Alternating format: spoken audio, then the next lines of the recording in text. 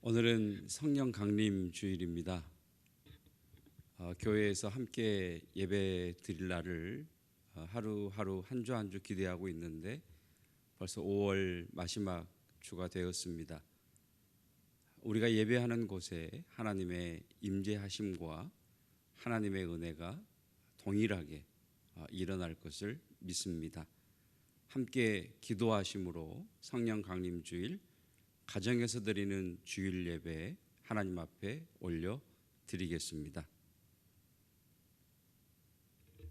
그 후에 내가 내 영을 만민에게 부어주리니 너희 자녀들이 장래일을 말할 것이며 너희 늙은이는 꿈을 꾸며 너희 젊은이는 이상을 볼 것이며 그때 내가 또 내 영을 남종과 여종에게 부어줄지니 누구든지 여호와 이름을 부르는 자는 구원을 얻으리라. 하나님은 영이시니 예배하는 자가 영과 진리로 예배할지니라. 아멘. 찬양 성부 성자 성령 성삼위일체께 영원 무궁하기까지 영광을 돌리세.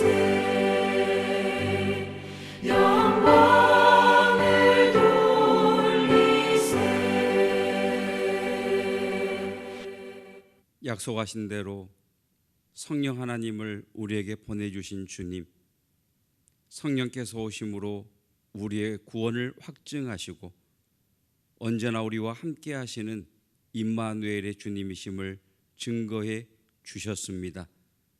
두세 사람이 내 이름으로 모인 그곳에는 나도 그들 가운데 있느니라 말씀하신 주께서 지금 우리와 함께 거하시며 우리 가운데 임하여 계심을 찬양합니다. 주여 빛으로 임하셔서 과거로부터 떠나가게 하시고 은혜로 임하셔서 일어나게 하시고 생명으로 임하셔서 치유의 역사가 경험되어지게 하옵소서. 온전히 하나님의 이름을 송축하며 예수 그리스도의 이름으로 기도드립니다. 아멘. 찬송 183장 빈들의 마른 불같이. 빈들의 마른 불같이 시들은 나의 영혼 주님이 약속한 성령 간절히 기다리네. 가물음에 마른 땅에 단비를 내리시듯 성령의 단비를 부어 새 생명 주옵소서. 반가운 빗소리 들려 산천이 춤을 추네. 봄비로 내리는 성령 내게도 주옵소서. 가물음에 마른 땅에 단비를 내리시듯 성령의 단비를 부어 새 생명 주옵소서. 절 따라 우로를 내려 조목이 묻어가니 갈급한 내 심령 위에 성령을 부으소서. 가물음에 마른 땅에 단비를 내리시듯 성령의 단비를 부어 새 생명 주옵소서. 참 되신 사랑의 언약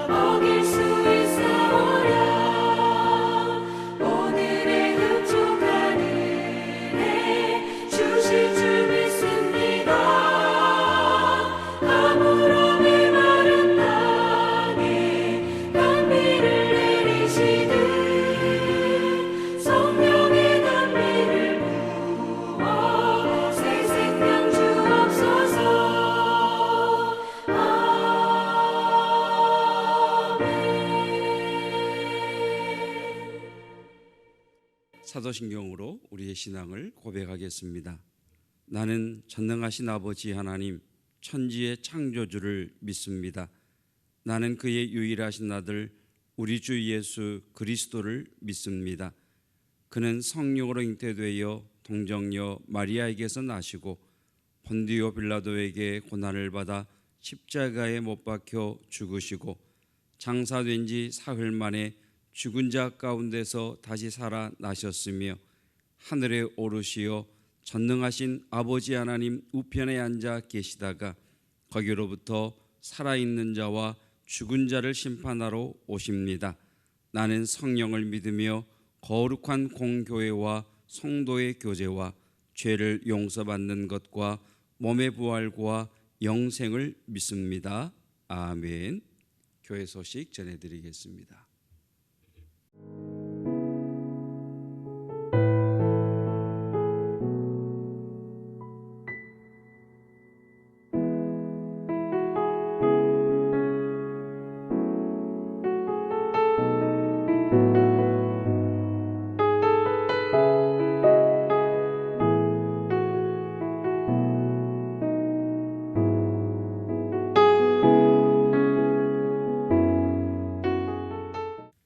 오늘 우리에게 주시는 여호와 하나님의 말씀은 신약성경 마태복음 9장 9절로 12절 말씀입니다. 마태복음 9장 9절로 12절, 신약성경 13쪽 제가 말씀 읽겠습니다. 예수께서 그곳을 떠나 지나가시다가 마테라 하는 사람이 세관에 앉아 있는 것을 보시고 이르시되 나를 따르라 하시니 일어나 따르니라. 예수께서 마태의 집에서 앉아 음식을 잡수실 때에 많은 세리와 죄인들이 와서 예수와 그의 제자들과 함께 앉았더니 바리새인들이 보고 그의 제자들에게 이르되 어찌하여 너희 선생은 세리와 죄인들과 함께 잡수시느냐. 예수께서 들으시고 이르시되 건강한 자에게는 의사가 쓸데없고 병든 자에게라야 쓸데있느니라. 아멘. 새로운 삶의 시작은 과거로부터 떠나는 것으로 시작이 됩니다. 성경이 말씀하시는 과거는 지나간 시간, 과거에 지나간 시간이 아니라 하나님이 주인이 아닌 삶의 모든 방식을 과거라고 말씀합니다. 즉 과거에 매여 있다라는 말은 하나님이 아닌 다른 것에 의해 이끌려가고 있다는 말입니다. 자본주의 시대를 살아가는 우리는 돈에 장악되어 있습니다. 어떤 사람은 인정받고 싶은 욕구에 지배를 받고 있습니다. 그런가 하면 많은 사람이 과거의 상처, 실패, 실수에 매여 있기도 합니다. 이러한 것으로부터의 해방을 성경은 과거와의 결별이라고 말씀하십니다. 우리를 붙들고 우리를 이끌어가는 힘이 강하기 때문에 우리가 과거로부터 떠난다는 것이 그리 쉽지만은 않습니다. 그래서 우리에게 필요한 것이 하나님의 찾아오심, 하나님의 임재입니다. 빛으로 오시는 하나님의 은혜입니다.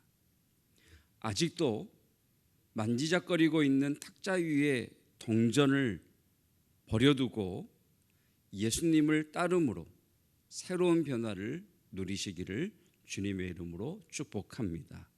이것이 지난주 말씀의 내용이었습니다. 성경은 마음을 굉장히 중요하게 다루고 있습니다. 모든 지킬 만한 것 중에 더욱 내 마음을 지키라. 모든 지킬 만한 것들 중에 더욱 내 마음을 지키라. 생명의 근원이 이에서 남이니라. 인간관계론의 전문가인 카네기의 글을 보면 이런 내용이 있습니다. 사람의 마음은 낙하산과 같아서 펼쳐지지 않으면 쓸 수가 없다. 생텍쥐페리의 어린 왕자에 나오는 명대사 중에 하나입니다. 세상에서 가장 어려운 일이 무엇인가? 아니, 글쎄요, 돈 버는 일, 밥 먹는 일. 세상에서 가장 어려운 일은 사람의 마음을 얻는 일이란다. 세상에서 가장 어려운 일이 사람의 마음을 얻는 일이랍니다.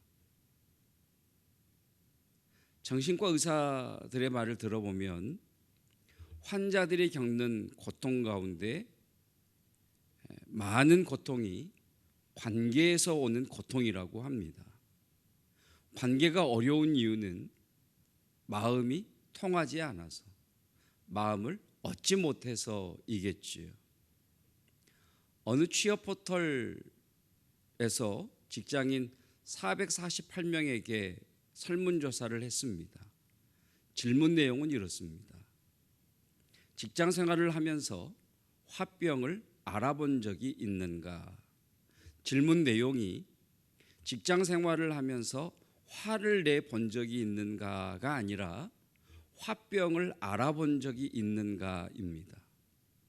놀랍게도 448명의 응답자 중 무려 90.18%의 직장인들이 직장 생활을 하면서 화병을 알아본 적이 있다라고 응답을 했습니다.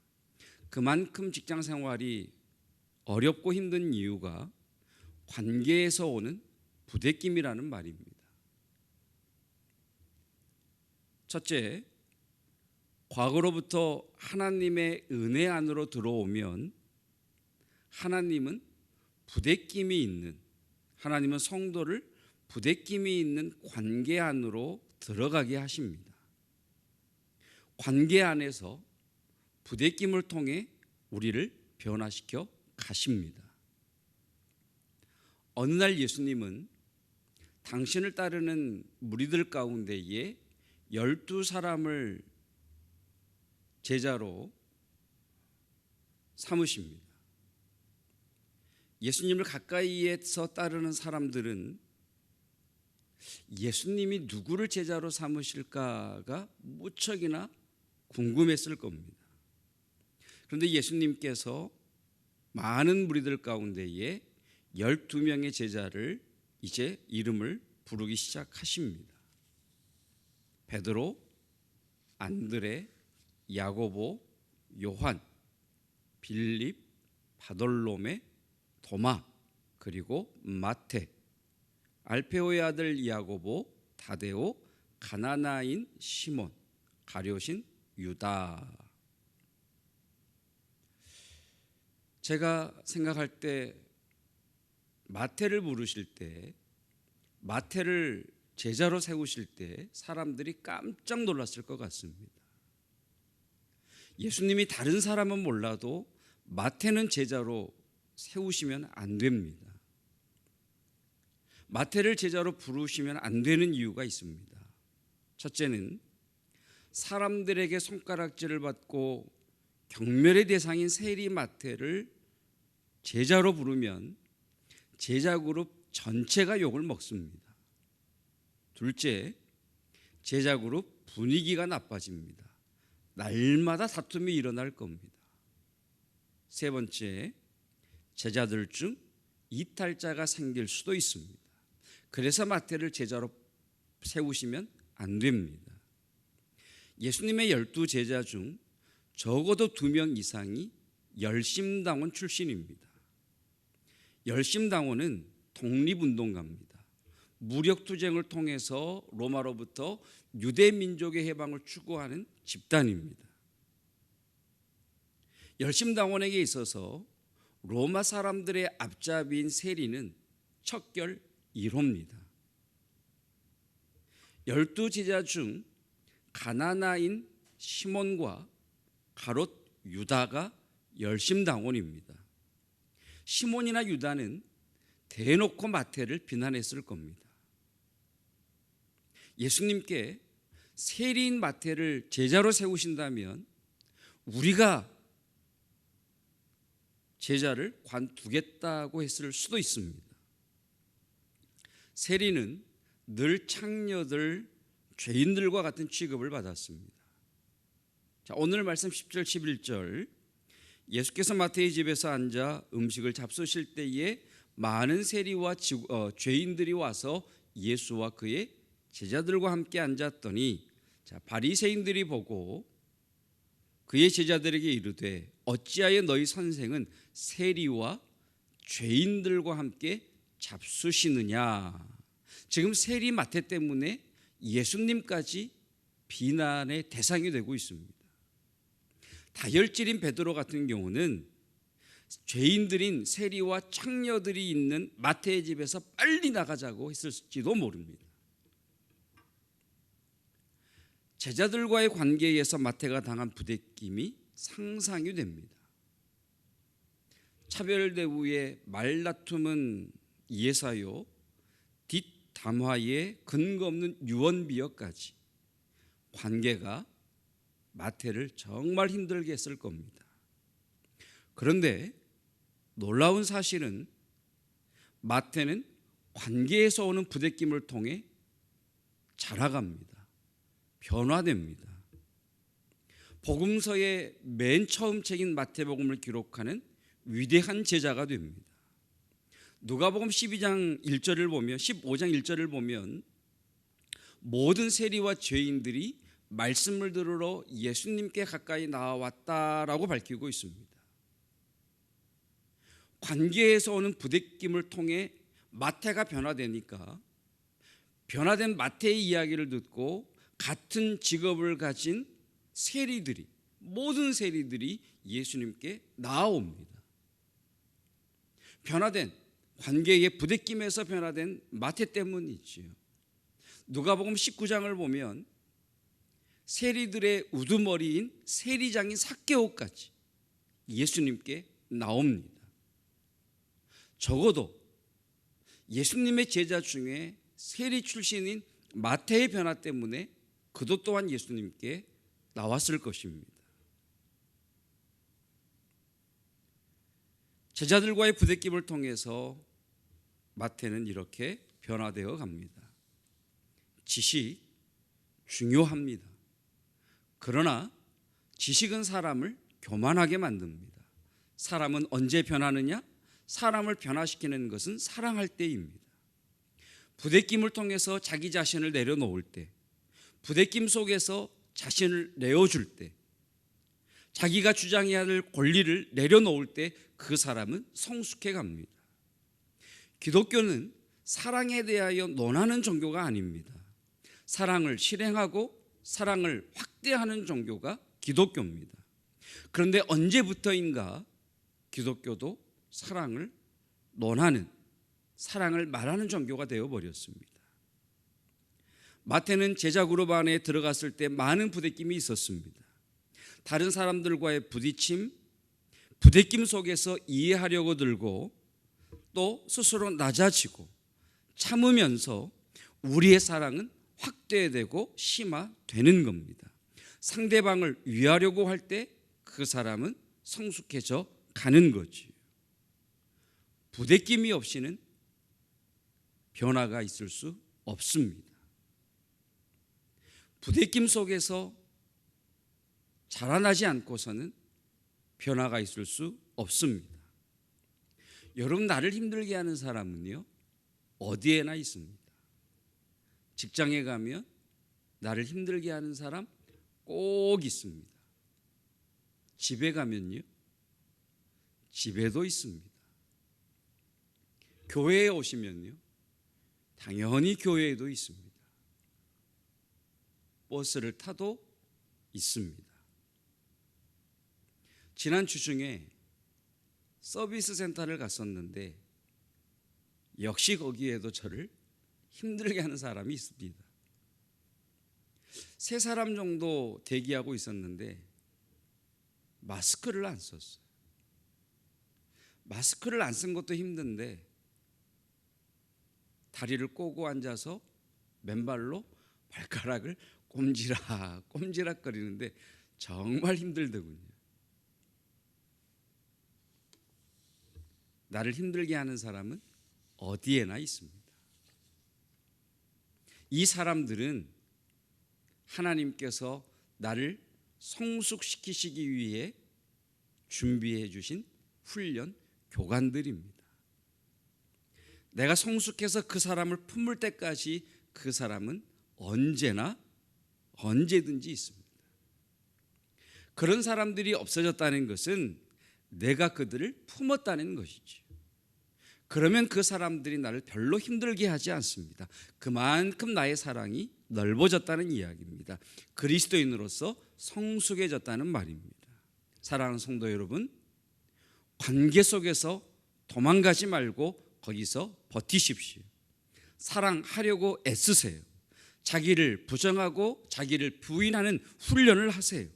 그리고 마태처럼 주님이 변화시키도록 하십시오.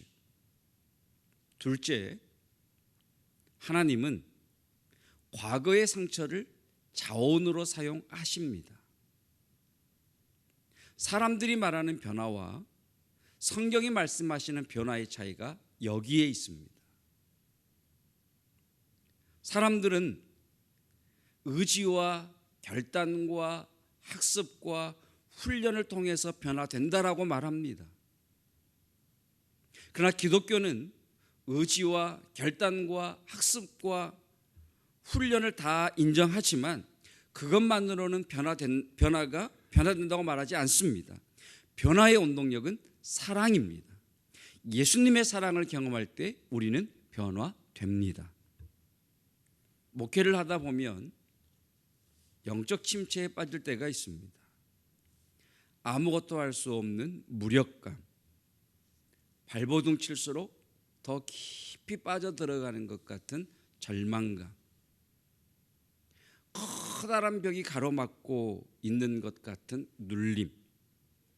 그때는 제일 어렵고 힘들고 도망가고 싶은 것이 설교를 준비하는 일입니다. 내 마음이 지옥일 때라는 책을 보면 그 책 속에서 정신과 의사인 정혜신 씨가 이런 말을 합니다. 치유란 동굴 속에 숨은 사람을 끄집어내는 게 아니라 그의 옆에서 어둠을 함께 감내하는 일이다. 그러다 보면 그가 동굴에서 스스로 걸어 나오게 된다. 제게는 예수님이 그런 분입니다.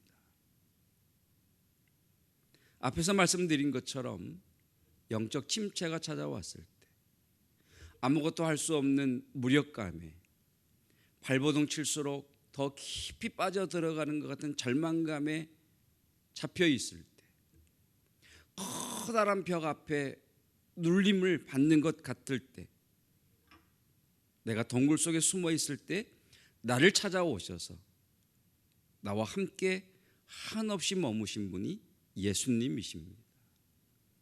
볼지어다 내가 문 밖에 서서 두드리노니 누구든지 내 음성을 듣고 문을 열면 내가 그에게로 들어가 그와 더불어 먹고 그는 나와 더불어 먹으리라.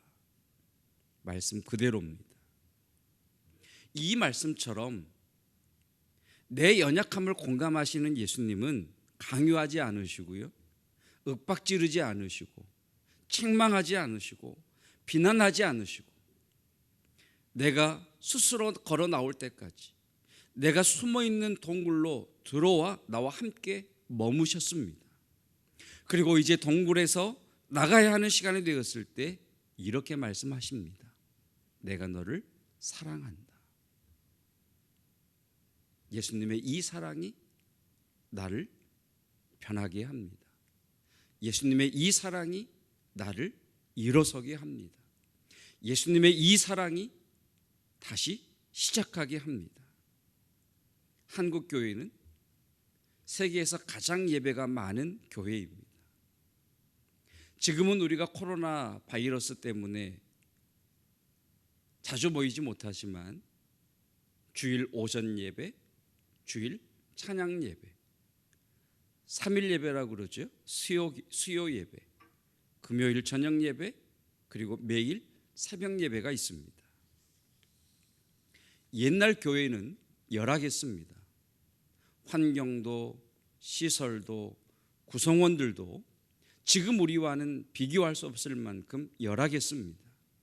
그런데 세계 교회가 놀랄 만큼 그렇게 열악한 한국 교회였지만 세계의 모든 교회가 놀랄 만큼 엄청난 변화를 경험한 곳이 한국 교회입니다.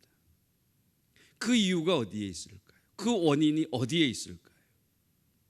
우리보다 성경 지식도 얕고 환경도 열악하고 경제적으로 훨씬 가난했지만 그분들이 변한 이유, 그분들을 통해 영적인, 인적인, 물적인 복이 흘러넘치는 이유는 예배를 통해 하나님의 사랑을 경험했기 때문입니다.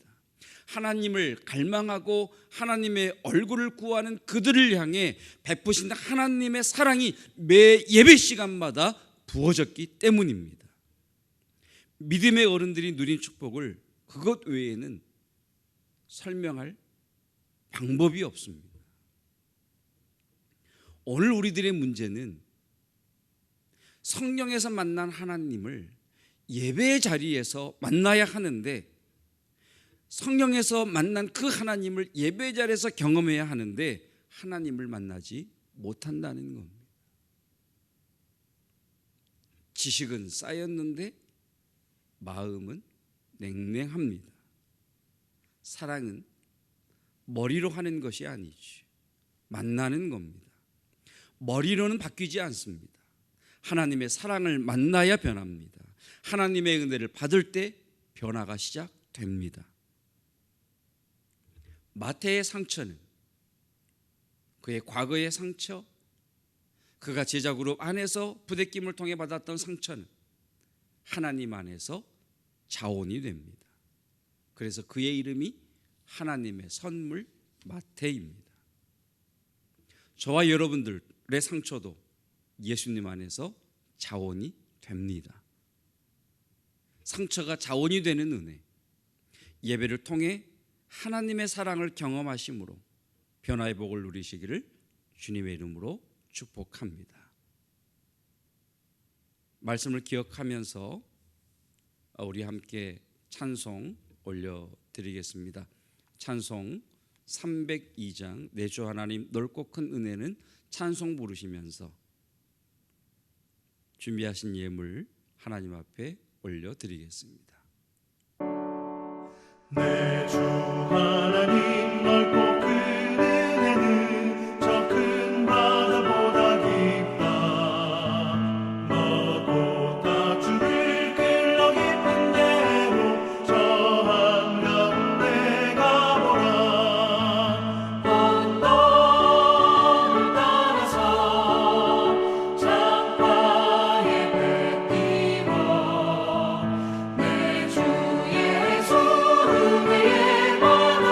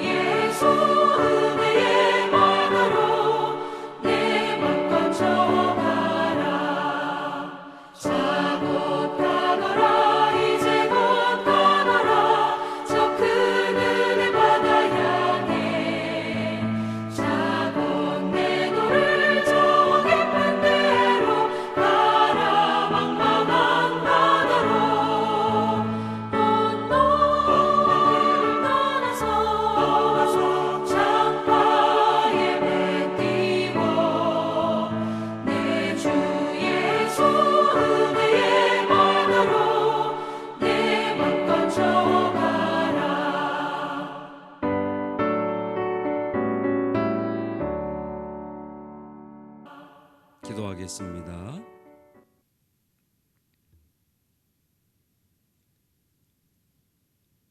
우리를 사랑하시며 우리가 동굴 속으로 숨어들 때 책망하지 않으시고 비난하지 않으시고 친히 찾아오셔서 한없이 우리와 머무시는 주님,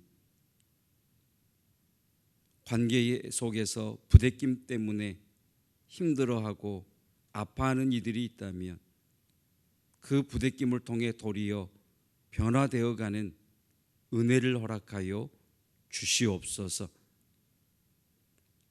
제자들과의 관계의 부대낌을 통해 마태가 복음서를 쓰는 제자로 같은 직업을 가진 모든 세리들을 주님께로 이끄는 영향력을 미치는 사람이 되었던 것처럼 부대낌이 도리어 내게 복이 되게 하시고 나를 변화시키는 은혜의 수단이 되기를 원합니다.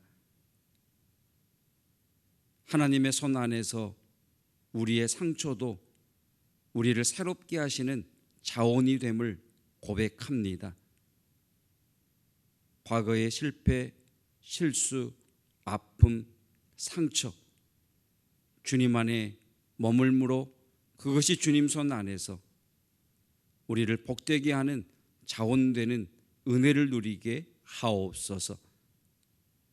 육체의 약함이 주님의 강함을 드러내는 복이 되게 하시고 우리의 고난이, 우리의 고통이 우리를 순금되어 나오게 하시는 하나님의 은총이 되게 하옵시고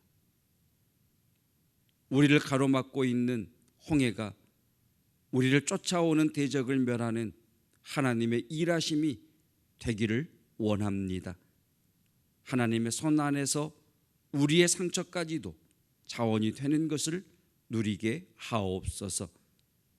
이 시간 주님 앞에 가정에서 예배를 드리며 예배 시간마다 은혜를 풀어주시고 사랑을 베풀어 주시는, 그래서 놀라운 변화를 경험하게 하시는 그 하나님의 일하심을 사모하오니 우리가 예배하는 그곳에 하나님의 임재와 빛으로 찾아오시는 하나님을 경험하기를 원합니다. 하나님, 내 생명 주께로부터 왔음에 내 생명이 주의 것임을 고백하며 귀한 예물을 올려드립니다. 계속되는 종식되지 않은 코로나 바이러스로 인하여 아직까지도 경제적인 어려움 가운데 있지만 이 위기가 도리어 성도들에게 복이 되게 하시고 경제적인 어려움을 속히 벗어나도록 하나님 복 위에 복을 허락하여 주옵소서. 소산을 거두는 은혜와 일터와 사업장마다 하나님 100배의 열매를 결실을 맺는 그 복을 허락하여 주시옵소서. 어르신들 영육간에 강건하게 하시사 이때에 더욱 건강 지켜주시고 우리의 환우들 하나님의 치유를 경험하는 간증자들 되게 하옵소서. 우리의 자녀들 다음 세대들 더욱 날카롭게 벼루어져 가고 꿈을 꾸는 인생들 되게 하옵시며 우리 청년들 새벽 이슬과 같은 주의 청년들로 일어나게 하옵소서. 군에 있는 우리의 자녀들, 외국에 있는 우리의 성도들 주의 날개 깃으로 덮으시고 주의 권능의 손으로 이끌어 주셔서 순적히 주의 은혜를 누리게 하옵소서. 예수 그리스도의 은혜와 하나님의 사랑하심과 성령 하나님의 함께 하심이 관계의 부대낌이 나를 변화시키는 하나님의 훈련 장소요, 하나님의 손 안에서 나의 아픔 상처까지도 자원이 됨을 신뢰하고 하나님의 은혜를 누리기를 원하는 성도들 위에 영원토록 함께 하시기를 축원하옵나이다. 아멘. 다 사라져가도 주